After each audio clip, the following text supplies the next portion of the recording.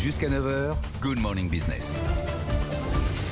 Il est 8h15 et mon invité c'est Thierry Breton, le commissaire européen en charge du marché intérieur. Bonjour Thierry Breton, j'ai une première question. Est-ce que votre commission restera dans l'histoire comme celle qui a fait basculer l'Europe dans le fédéralisme, notamment dans le fédéralisme de la dette, avec ce plan à 750 milliards d'euros financé par de la dette émise par la Commission européenne ?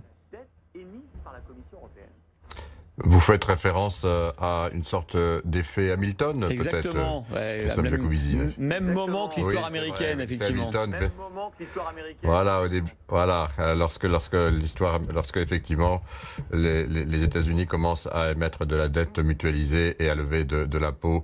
En tout cas, c'est le projet que nous présentons, puisque effectivement nous présentons la capacité désormais pour l'Union européenne et la Commission, évidemment, d'aller sur les marchés, d'emprunter très significativement, de façon à pouvoir intervenir là où il y en a besoin, en tant que de besoin, et précisément pour accompagner les politiques que nous souhaitons tous.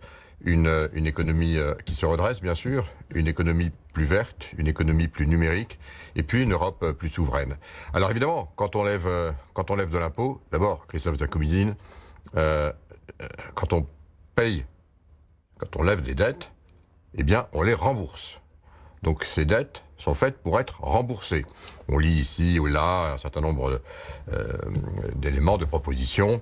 Une dette, c'est fait pour être remboursée. On peut éventuellement la repousser, on peut éventuellement lever de la dette pour la rembourser plus tard, mais une dette, c'est fait pour être remboursée. Oui, mais en l'occurrence, pas remboursée forcément par ceux qui en ont bénéficié. L'idée, c'est quand même de subventionner des États qui en ont le plus besoin et que cette dette soit remboursée par tous les États et pas forcément ceux qui en ont bénéficié. Et alors justement, l'idée qui est derrière, évidemment, c'est que la Commission dispose désormais, on va en discuter ensuite, c'est pas pour aujourd'hui, mais ça va venir assez vite, de ressources propres, c'est-à-dire qu'elle puisse éventuellement bénéficier d'impôts, lever de l'impôt. Alors on peut penser évidemment à ce fameux mécanisme d'ajustement carbone aux frontières, dit taxe carbone. On peut penser, si jamais les États se mettent d'accord, et notamment sous l'égide de l'OCDE, à la fameuse taxe numérique, dite taxe GAFA. On peut penser aux ETS. On a un certain nombre, effectivement, d'impôts qui bénéficient, au fond, à l'ensemble de nos concitoyens européens et qui peuvent précisément, désormais, être levés par la Commission. En tout cas, c'est quelque chose que l'on présentera pour rembourser. Alors attention, cette dette que nous allons lever, elle doit avoir une maturité très longue. On parle ici d'une trentaine d'années. Et donc vous annoncez ce matin la création future d'impôts européens. Décidément, c'est vraiment du fédéralisme, là. Alors, non, alors encore une fois, c'est pas ce qui est décidé, c'est évidemment ce qui sera discuté avec d'autres moyens. Mais à partir du moment où on a un tel niveau de dette, évidemment, la question va se poser. Et moi, personnellement, j'y suis favorable. Vous avez vu que vous allez avoir du mal, la Commission européenne, à faire accepter ce plan par tous les États membres. J'imagine que vous avez lu Le Monde hier après-midi. Vous avez vu l'interview de la ministre suédoise des Finances, Magdalena Andersson. Je vais vous lire sa phrase parce qu'elle est piquante. Le fait que nous avons une des dettes publiques en Suède les plus faibles en Europe, 35% du PIB, n'est pas un don de Dieu. Pendant plusieurs années, les Suédois ont payé plus d'impôts qu'ils n'ont reçu d'argent de l'État.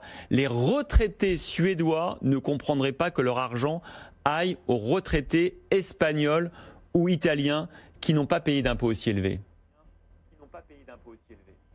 Oui, je comprends bien du reste les propos de la ministre suédoise des Finances, puisque, vous le savez, lorsque j'étais moi-même ministre des Finances, j'ai appliqué la même politique.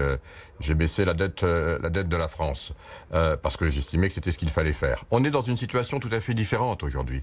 On est dans une situation où il faut précisément, collectivement, solidairement, intervenir de façon à ce que chacun soit égal devant les conséquences du virus. Et je le redis très clairement, je vais le redire, il ne s'agit pas de dire que tel pays va payer pour tel autre. C'est bien précisément, alors lorsque chacun va prendre connaissance en détail de ce qui est proposé, c'est bien précisément ce que nous proposons, puisque c'est la Commission elle-même qui lève la dette, c'est la Commission elle-même qui le remboursera. On ne va pas aller solliciter tel pays ou tel autre pays. C'est ça l'idée nouvelle. Et donc on peut peut-être dire effectivement à tous ceux qui considéraient que dans un autre schéma, c'est vrai, qui avait été proposé avant la crise, et notamment pour résoudre la crise de 2008, là il s'agissait vraiment d'une mutualisation et d'un mécanisme tel que le décrit la ministre suédoise des Finances. Là c'est autre chose, c'est effectivement la Commission qui remboursera sur les 30 ans qui viennent cette dette, et je le redis, je pense très sincèrement qu'il y aura donc des impôts qui le permettront de le faire de façon communautaire et non pas de façon individuelle. Donc je pense qu'on pourra rassurer ceux qui ont encore des questions qui sont légitimes et que je comprends. On verra dans les jours qui viennent si vous arriverez à convaincre que ceux qu'on appelle les 4 États frugaux.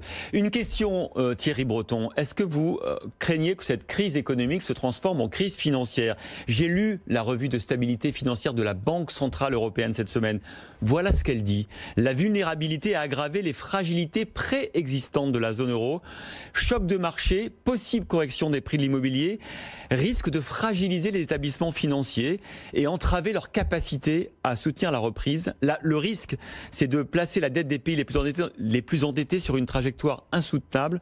Le risque, c'est de voir un État abandonner l'euro.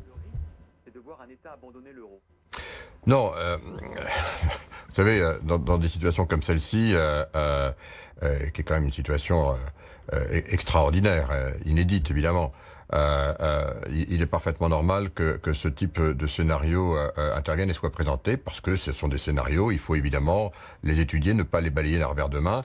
Je retiendrai un seul élément dans ce que vous venez de dire, qui est une de mes préoccupations, et qui a été notre préoccupation notamment avec Paolo Gentiloni, le commissaire en charge à l'économie, lorsque tous les deux, nous sommes beaucoup mobilisés, c'est normal, sur la préparation avec l'ensemble des autres membres du collège de ce paquet, on va dire, eh bien, c'est la fragmentation de la zone euro. Parce que oui, c'est vrai qu'il y avait un risque que, précisément par nécessité, puisqu'il y a une nécessité d'intervenir au sein de chacune des économies de l'Union, que certains pays puissent avoir la facilité de le faire, parce qu'ils avaient la disposition de le faire, la disponibilité, ils pouvaient emprunter facilement sur les marchés, d'autres c'était plus compliqué, et notamment on pense à l'Italie.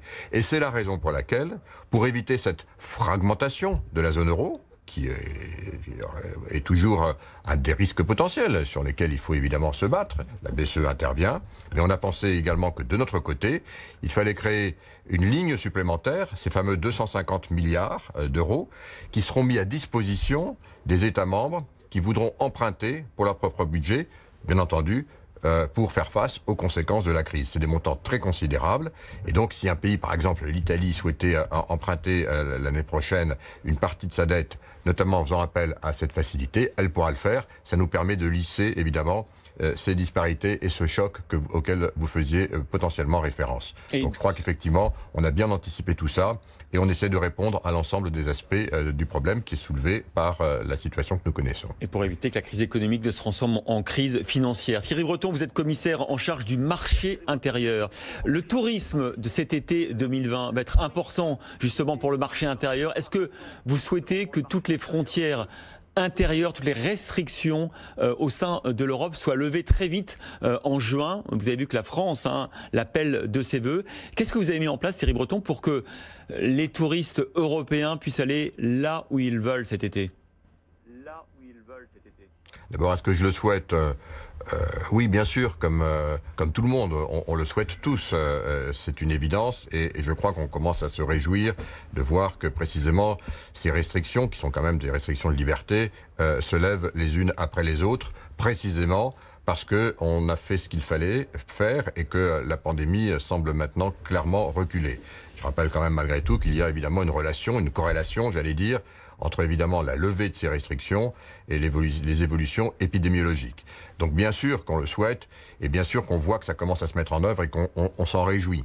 Cependant, ça s'accompagne évidemment d'un certain nombre de mesures, des mesures d'accompagnement. C'est ce que nous avons mis en place précisément à la Commission, et en tant que commissaire au marché intérieur, le tourisme, vous l'avez rappelé, est l'une de mes prérogatives, et donc on a réuni l'ensemble des ministres du tourisme.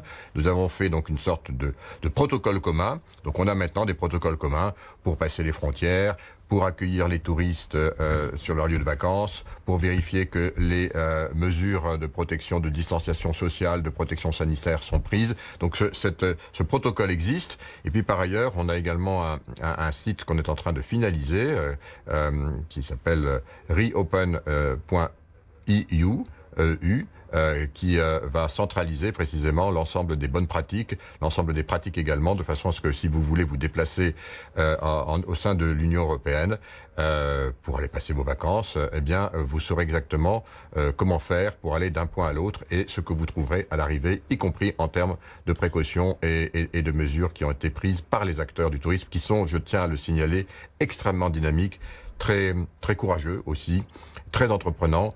Et évidemment, dans le plan que nous avons présenté hier, une bonne partie des moyens leur sera consacrée parce que c'est absolument indispensable. Ils sont parmi ceux qui ont le plus souffert de cette situation.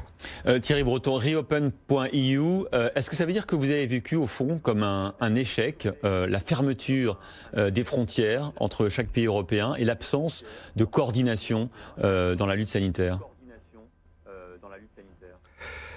Il faut toujours, je comprends très bien cette question, mais il faut toujours la mettre en perspective par rapport à ce qui s'est passé. Lorsque la crise est arrivée, personne n'anticipait sa violence, sa rapidité, et ça a été vrai dans tous les continents. Ça a été vrai en Chine, je le rappelle, mais la Chine a été sidérée au début. Elle nous a appelés à l'aide. Dès le mois de janvier, on a dû lui envoyer des masques, il n'y en avait pas assez. On a dû lui envoyer de l'argent pour ouvrir des hôpitaux, et c'était normal, c'était en solidarité. Bon, c'est arrivé ensuite chez nous. C'est vrai qu'il y a eu un moment de sidération. C'est vrai qu'on s'est un peu fermé sur nous au début. Je me suis beaucoup battu pour réouvrir tout de suite ses frontières, parce qu'évidemment, chacun devait voir ce qui se passait chez lui. Mais vous savez, les États-Unis ont été quasiment au bord de l'implosion dans ce cas-là. Quand on regarde ce qui s'est passé entre l'État de New York, celui de New Jersey, la Californie, la Floride, tout ça a été une cacophonie invraisemblable.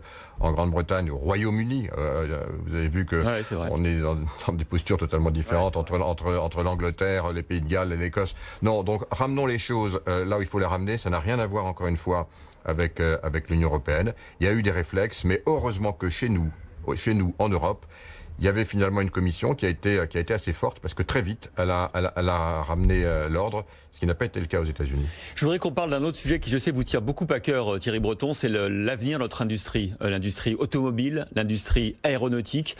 On sait que ce sont deux secteurs qui vont souffrir terriblement, de manière différente d'ailleurs, entre les deux industries de la crise.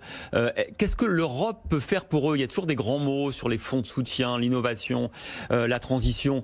Concrètement, l'automobile, on le voit, Renault a un genou à terre. L'aéronautique, avant qu'on se remette à fabriquer des avions et qu'il y ait des commandes de compagnies aériennes, ça va prendre du temps.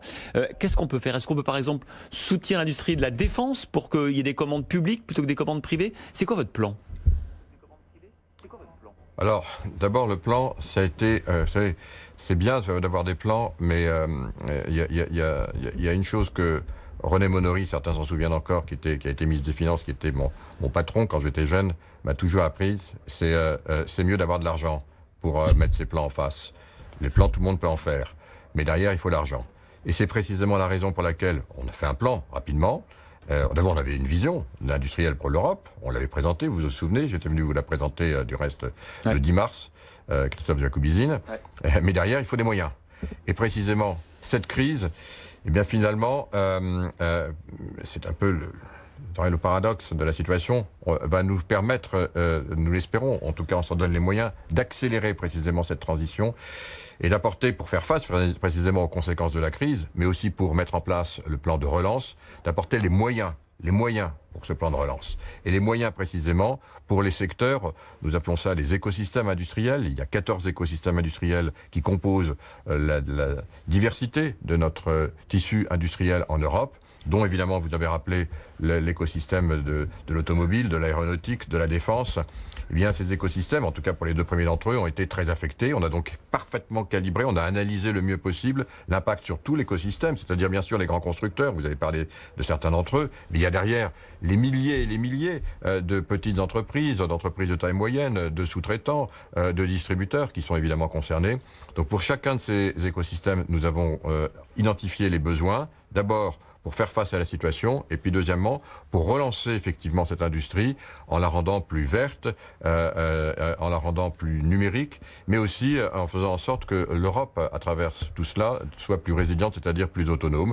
Et donc effectivement, ces moyens, ils sont maintenant dans le plan que nous avons présentés hier, et notamment dans le paquet que nous avons présenté hier, une grande partie évidemment de ces moyens pourront être utilisés par l'ensemble des États membres pour financer ou refinancer une partie donc de leur plan de redressement industriel, y compris celui de l'automobile, y compris celui de l'aéronautique, et y compris aussi pour accélérer les politiques de défense. Je rappelle que désormais la Commission, et c'est une première, dispose de moyens, va disposer, quand le budget sera approuvé, de moyens très significatifs pour intervenir directement au sein d'un fonds européen de défense pour accompagner des projets novateurs en matière de défense et avoir une capacité plus coopérative de nos instruments de défense, de nos industries de défense, de nos technologies de défense au sein de l'Union.